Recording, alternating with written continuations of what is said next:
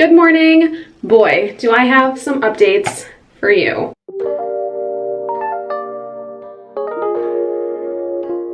First of all, it's been like a week since I filmed anything, and that was not intentional. Where do I even start? Because I wanted to film this video like 4 days ago, and life got in the way, so I really just want to dive on in with everything that I have to say. I feel like that would be pretty aggressive. So, good morning. It is Friday morning. No, it's not. It's Thursday morning. Actually, it's not the morning at all. It's 1:30, but I slept in until 12:30 because of everything that happened. I just really needed to catch up on some sleep, and this is the first day that I'm out of bed. Want some context? The first thing that happened on Monday, at the beginning of this week, Monday, is I got an infection. And meaning I had to be on antibiotics, which usually I don't have a problem with. I've been on antibiotics a lot. In fact, if you watch a lot of my videos, especially like my vlogs from summer, there were a lot of vlogs where I would say things like, oh, I can't drink right now because I'm on antibiotics. Like, we're friends. Like, I've been on them a lot for various things. Actually, it's like the same thing. I just keep getting it.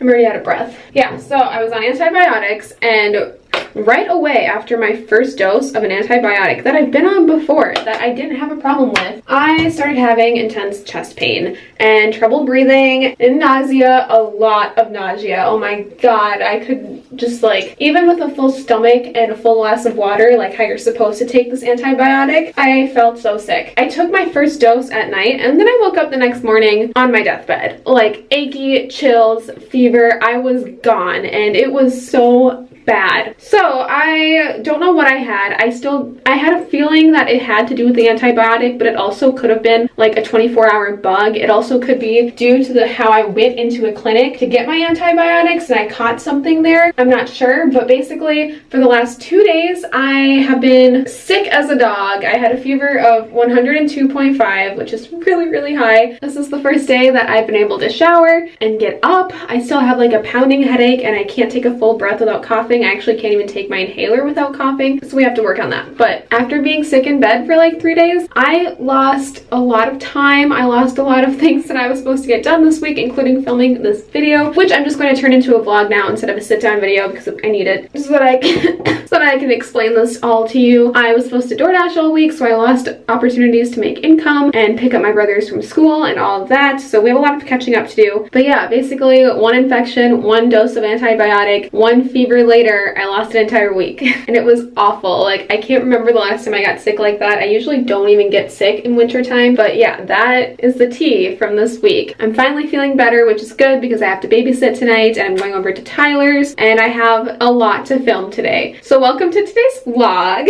I'm feeling a lot better and I've got a lot to tell you. We have a frozen banana, frozen pineapple, frozen mango, protein powder, chia seeds, and orange juice. Perfect for after you've been sick. It's so good. I've got on my Cookie Monster shirt. It's an oldie from high school, but a goodie. I think it's super cute. And today, as you can tell by the title, I really wanted to do a follow-up video on a video that I made about 2 months ago about intuition and following your intuition, how I'm psychic, instances where, you know, my visions or thoughts had occurred and came true. I got a lot of comments asking, you know, how do you work on your intuition? How do you follow it? How do you know what your intuition is? How can you improve your intuition? And it is such a huge topic. I responded to those comments with some general advice, you know, like always go with your gut instinct. Every time you have a thought, write it down, practice meditation. It's all about, you know, practicing and using a muscle. With any muscle, you have to use it for it to get stronger, and meditation and having an open mind and just writing freely and subconsciously is a great way to really practice using that. I also recommend crystals and figuring out which crystals really resonate with your energy. I also went thrifting about a month ago, and I picked up this book from Goodwill called The Art of Intuition by Sophy Burnham, and it honestly changed my life. I 100% recommend this if you are interested in this topic. It is very, very straightforward and easy to follow, but she includes a ton of real life stories and instances from like crazy things that have happened or psychics out there, and she herself is like a very, very well-known, I don't know if she likes the term psychic. I'm reading her autobiography to figure out how she phrases it, but she seems very, very connected to herself and the universe. It's a very good like step one if you are interested in this topic and need something to follow follow and kind of figure it out. I covered this book in annotations. Like, I basically underlined the entire book, and I wanted to share with you some of the things that she said because it has to do with that question that I kept getting on, but how do you work on your intuition? How do you get better at it? And she has a lot of great advice about that. So I thought I would just share with you some things that she wrote to hopefully help you. And if you're interested in this, I think it's super interesting. I copied a lot of what she said into my journals and worked on it. I just want to share with you some things that I thought. So let's get started. Whew. I have my inhaler here in case I need it. And some of these things I'll share with you will be like just small little one-liners, and other things I think will be bigger. Like the first thing I have underlined is in the prelude, and she writes, "There is no death, you are eternal. Even your personality survives. All you'll do is shed the physical body, skin, and bones, but the essence of you lives on." And I really resonated with that because I go back and forth on like what happens after we die, but something that I think is very, very plausible is reincarnation, or like a certain type of reincarnation. Like who you are, I think maybe a part of you gets reincarnated, because I also believe that a part of you exists and is out there, especially if you've lost loved ones. Like you don't really want to think that they're just gone and became a different person. Like I think their spirit lives out there. There have been so many instances of little children that have been reincarnated souls that can tell stories of like a certain life from World War II that like there's no way they would have known. So that stuff really gets me, but I like how she put it. I really agree with that. She also writes, "Psychic abilities are as natural as the blink of our eyes, and they can be developed with practice." Yes, they can, and hopefully this video will help you see that. Okay, this is a big one. What is intuition? A hunch, a gut feeling, an inspiration, or a premonition, precognition, clairvoyance, clairaudience, clairsistence, clairsentience. I don't know if I said that word right. Prescience or prescience. Can't read. Second sight, the shiver of knowing that pierces the veil of time and peers briefly into the future, or at least into what's not happened yet. It's a decision made so fast you don't know how you reached it. It came to me, you say. The root of intuition is related to the word tuition, from the Latin turu, meaning to guard, to protect. For no rational reason, we suddenly know, go here, not there, or sometimes stop. If we're alert, we respond instantly because intuition is always right. I thought that was like a perfect explanation as to what intuition is. With society and everything, sometimes it's easier to be like, oh, I'm just psychic, or like somehow I just know things. But really it's like, no, you're super intuitive and you have no idea like how you knew this, but you did. And I like how she said it's a decision made so fast you don't know how you reached it, because that's like exactly what happens. I really like that. The one problem with intuition is that while it gives you a nudge or hesitation or signals to go here or there, it cannot tell you why. Intuition warns you that something in the future is wrong for you, but it cannot tell you what. I relate so much to this problem, because if I have a dream or a thought of a certain person or like something, it's like, oh, I don't know what it's trying to tell me or like why, but like I feel like I have to do this, and sometimes it's not answered. Like sometimes you do exactly what you think your intuition is telling you and nothing out of the ordinary occurs. And when that happens, I really believe that it's like, if I didn't do this, something bad would have happened, because you really don't know all the instances where you've saved yourself from tragedy. Like if your intuition is telling you to like take a side route instead of the highway, what if you took the highway and you got into a car crash? Like you really don't know what could have happened if you didn't listen to it. And then she ends that whole paragraph with, and yet you have to trust your intuition always. And I agree.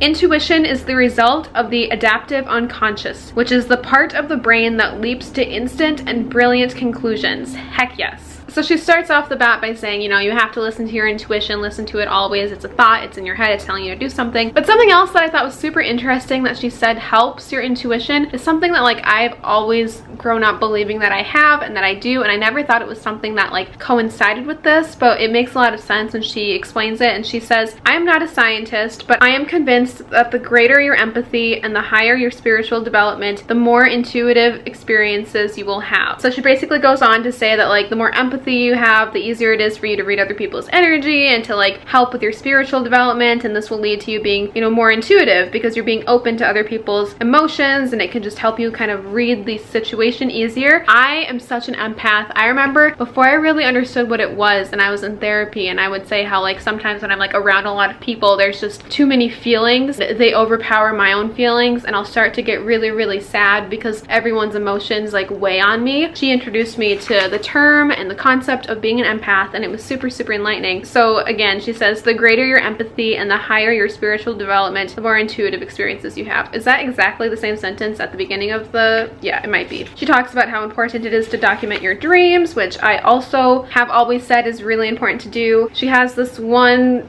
piece on a psychosociologist who found out that the heart rate significantly slowed down before a future emotional picture, that while both the heart and brain receive and respond to intuitive information, the heart appears to receive intuitive information before the brain, and that the brain responds in different ways to calm or to emotionally charged stimuli, and that women are more attuned than men to intuitive information from the heart. Is intuition then found in the heart? The heart, wrote McCready, which is the psychosociologist that she's talking about, appears to play a direct role in the perception of future events. The heart is the main conduit that connects us to our higher self or spirit, and that it is the heart that relays intuitive information to the brain, where we become aware of it. I just thought that was like a super sweet thing, because as someone that prefers to like listen to her heart and follow her heart, it's so interesting that like scientifically your heart responds to intuition first and then sends it to the brain. Listen to your heart. It's like literally scientifically and psychosociology proven.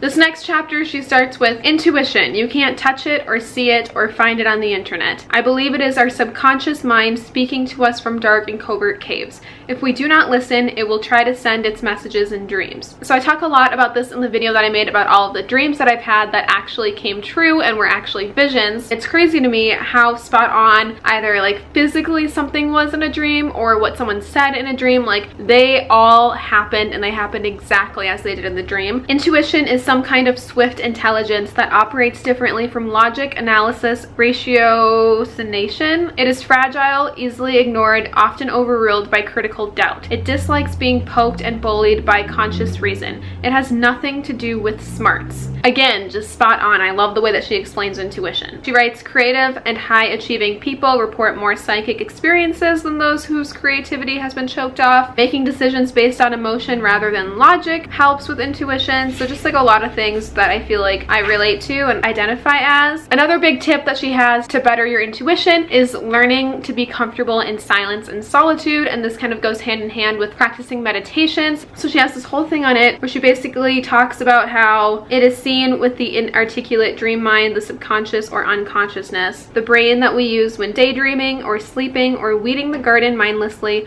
or meditating or absorbed in creating a painting, music, or other work of art. So that part of the brain is needed for intuition. For intuition, you need the simplicity of the child mind, the dreaming mind that tosses out images and information when you are asleep. You need to be comfortable with silence and solitude. Learn to be quiet. Turn off the TV, shut down the computer and video games. Befriend yourself. Go watch the grass grow, as my mother used to say. Do nothing, and you'll be amazed how much is revealed to you by merely opening yourself to your environment, observing with attention and without judgment. Allow yourself to dream. Your higher consciousness will point out where you ought to go. I think this is so crucial, because as someone that has no problem in silence or solitude, like maybe that is another reason why I've been so intuitive, but it's just another good example of like something that you can do to really help yourself. So don't be afraid of the silence. I think it's pretty important. She says your dreams come true as you practice meditating. Creative people report more psychic experiences. Oh, okay, this part is pretty freaky, but she writes about how a playwright, Neil Simon, says that he slips into a state that is apart from reality. I don't write consciously. It is as if the muse sits on my shoulder. And I wrote this thing next to it because I always feel that I am simply the messenger when I am writing. Like the words that I'm writing already exist in my head. I'm just the tool, like the hands to get it on paper. I don't know how to explain it, but if you also write or create, maybe you can relate to this, where like when I write, I go into a separate state and it just spills out of me, and then it's like, I don't know where that came from, but I feel like it already existed in my mind, and then as soon as I finish it, like I know when it's finished because it's the separate entity. So that was really cool that he said similar things that I feel. She has a lot of chapters on our higher selves, which I think is really cool to learn about. She also has this chapter on pets. So if you're a cat or a dog lover, I think you'd love that chapter. Like there's no question that animals know everything we're thinking, or rather, and more important, what we are feeling. They sense our inner states, absorb our emotions.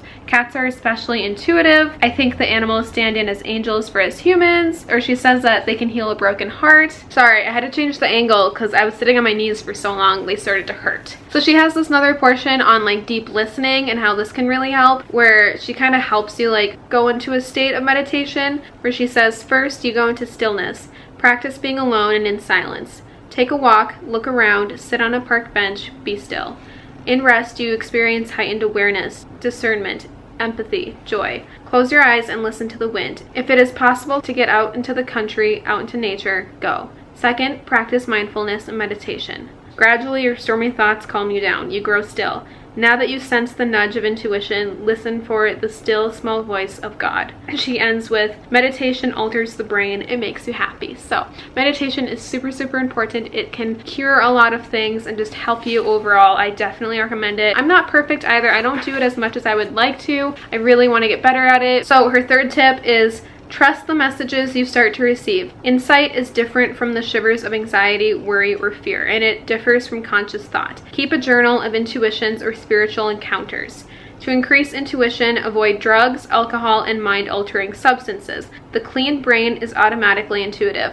Ever since I read this, I haven't been drinking as much. And I know there's been like a few other reasons as to why, like right now I'm on antibiotics, but like it makes me not want to drink as much because I agree with her that it probably dirties the mind and I need to have a cleaner mind for better intuition. Studies indicate that meditation, being still, merely being, eases stress, eases addictions, builds up the immune system, and provides physical and emotional well-being. It also increases intuition. Oh, this part, like, I starred so many times. I just thought it was so beautiful. So I'm going to read you this paragraph. I have seen light pouring off people and off grasses and trees and animals and children, off every living thing.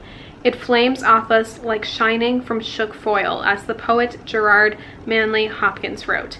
For we ourselves are composed of divine fire, and this is why we can see spirits and guides when our spiritual eyes are opened.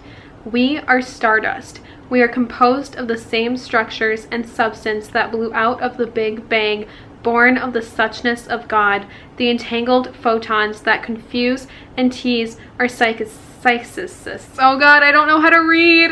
We are divine. And I just thought that was so beautiful.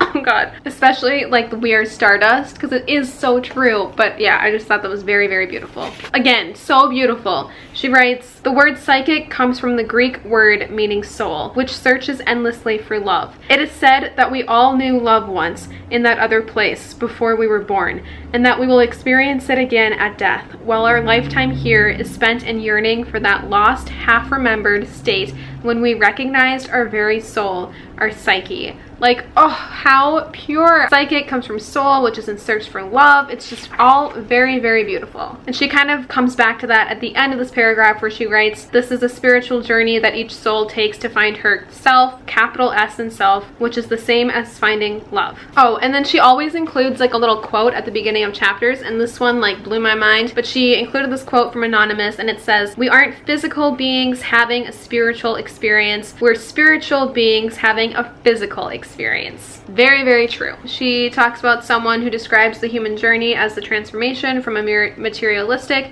to a spiritual awareness. She has this whole chunk on like how to see auras, which I thought was super, super interesting. I'm not really sure if I would want to though, because it can be a lot. I thought that was super cool. She has a whole chunk on chakras and balancing chakras, automatic writing, which I think I even mentioned this at the beginning. I called it like free writing. I've been doing that since like middle school because teachers at my middle school and high school always encouraged it, and we do it as exercises in classes, and I do it now to really cleanse my mind. But she says that another form of like increasing your intuition is automatic writing. It's a way of talking to your higher self, your soul, protecting angels, to hear the intuitions that are sometimes so fragile they cannot break through the layers of logic to bubble into consciousness. You are speaking to your inner wisdom, your center, your psyche, or soul. But basically just like writing whatever comes to mind. Free writing, automatic writing, like not thinking about it, just writing and then seeing like what you end up filling the page with. She says that this is a form of going into a light meditation. So if you're someone that likes to write or enjoys writing like I do, I think that can be super, super helpful for intuition. Everything in the universe operates perfectly according to a perfect plan, even suffering, even famine,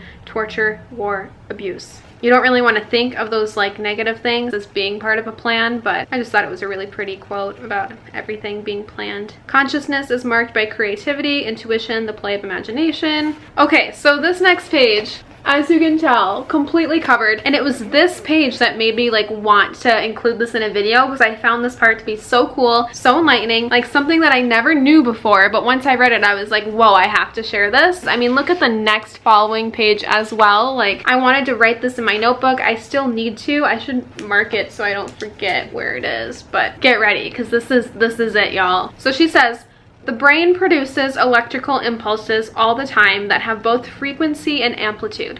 The amplitude shows the power of the impulse as measured in microvolts. The frequency is the speed of these waves measured in cycles per second, hertz. And there are 4 frequencies: beta, alpha, theta, and delta. The reason that beta comes first in this list instead of second is in the Greek alphabet, from which the terms are taken. The lower alpha waves were the first to be discovered, and only later were the higher frequencies to beta found. Too late, the terms cannot be changed. Your state of consciousness arises from the fluid combination of these 4 frequencies, and a person with the creative and intuitive awakened mind is using all 4 in symphonic harmony. A 5th, the mysterious gamma wave, is found in spiritually evolved lamas and spiritual giants when they are meditating, but mind flow is not concerned with these, but rather with helping ordinary people to discern and utilize the more common frequencies. Beta waves, which is 38 to 15 hertz, is what most people use most of the time. When you're in Times Square, bombarded by stimuli, alert, analyzing, and negotiating life, you're using beta frequencies. Beta waves are associated with logical thinking, problem solving, heightened sensitivity. Too much beta, however, and you cannot stop worrying, your mind races, your heart pounds, and you are plagued by anxiety, restlessness, and sleepless nights. Curiously, using a cell phone interrupts beta waves and makes you spacey. This is why driving a car while talking on your cell phone is doubly dangerous. Not only because it splits your attention, but also because even while looking straight at an oncoming truck, your distorted beta brainwave frequencies can't compute the coming accident. You see the truck and cannot respond. Beta waves are vital to the creative process, but only in conjunction with the 3 lower frequencies, alpha, theta, and delta. Alpha waves vibrate at from 14 to 9 hertz, which is slower than beta. With alpha, you have a relaxed, detached, receptive air. The 5 senses are associated with alpha, as is the ability to process them, to recognize sight, sound, smell, taste, touch. In alpha, everything takes us on a sacred and holy radiance, for nature itself vibrates at a frequency equivalent to alpha. Being in nature, therefore, throws you into alpha. You are using alpha waves when gardening or walking in nature, when watching a waterfall, when aimlessly daydreaming. Tests of intuition and ESP indicate an increase in alpha waves. For most people, the problem is not having too much alpha, but not enough. Alpha is the bridge between consciousness and the subconscious mind. Without alpha, you can't remember your theta dreams, even when they are vivid and important. I wrote on the side why it's so important to spend time outside / in silence. So yeah, another way to work in intuition. Spend time outside and in silence. Below alpha, the slower theta waves vibrate at from 8 to 5 hertz. This is the arena of the subconscious and of long-term memory. In theta, you find suppressed and psychological material locked deep in the caverns of the psyche, enhanced by amplitude. Theta is the frequency of high-functioning creativity and intuition. You are flooded with energy. Theta changes feelings into poetic metaphors of colors, shapes, sound. It offers us the poetry of the unconscious. In theta, you are moved by empathy and compassion, overwhelmed by the gallantry of the human race. Then, with Miranda in The Tempest, you exclaim, "Oh, brave new world that has such people in it." I love that she included The Tempest. In theta, you experience bursts of insight, the bolt from the blue that cuts through the Gordian knot. But the other frequencies are also needed to bring this creativity into play. The lowest theta frequencies take you into deep meditation and have healing potential. In theta lie mystical and spiritual experiences. Finally, beneath theta, we find the even slower delta waves, which operate at frequencies from 4 to 0.5 hertz, only 1/2 a hertz. This is the kingdom of the incoherent unconscious, of deep sleep and restorative rest. In Delta, you find the desire for spirituality, inner longings, a search for meaning in life. In Delta, your radar is connected to intuition and psychic leaps. You think of someone and meet him in the street. You reach for the phone before it rings and you know who is calling anyway. With Delta amplified, you feel such empathy for others and have such porous boundaries that sometimes you can't tell where you begin and others leave off. This means that you can affect the emotional state of others merely by your Delta proclivities. Or conversely, you can be thrown into their disrupted states, which can feel horrible until you learn to draw on the other brainwave frequencies to maintain your boundaries. Geniuses and psychics have access to Delta. Healing abilities are carried on Delta as well as on theta waves. Please note, no brainwave is better than another. They work in harmony, moving like ocean waves to form emotional or mental or spiritual states. But when you are able to access all 4 wavelengths at will, and when you add the power of heightened amplification, then you have the attributes of the awakened mind. So I know that was a lot, but I just wanted to include all of it because I think it is so important and just like crazy stuff, right? Okay, she has a lot more, but I'm honestly out of breath from reading that because I am still pretty sick and weak and I'm gonna need this soon. I think it was a really good chunk to end that book on. I don't want to give away all of her secrets, obviously. I really do think that you should just read it if you're that interested. I definitely recommend The Art of Intuition by Sophy Burnham. Check it out. I got this for like a buck at Goodwill, but I'm sure you can find it online on Amazon and get like a used copy for cheaper or whatever. But so worth it, so amazing, and I hope that this really helped you like understand intuition more and gave you some tips on how to better your intuition. I'll try to summarize, but of course, meditating, learning to be still, embracing embracing the silence and solitude, free writing, automatic writing, empathy, you validating your feelings, being more open with other people's feelings, learning to embrace your emotions and just become more of an empathetic person, and everything else that she says. I just thought it was super, super interesting. I know this video is probably really long because of that, and I'm still healing and getting over being sick. I still feel really, really weak. I'm gonna go. That's gonna be it for today's video, but I have to respond to Tyler because he just said, "Are you okay? You haven't responded in a while." And it's because I've been filming for an hour. That's so cute. With all that being said, I'm gonna try to rest and work on getting better, but thank you so much for watching. Definitely subscribe. I will say this in every single video until it changes, but 84% of the people that watch my content are not subscribed, and I think that just blows my mind. So if you are watching and you're not subscribed, why not subscribe at this point? Please subscribe. Thank you so much for watching again. Have a wonderful rest of your day, and I'll see you really, really soon with my next vlogmas video. Bye!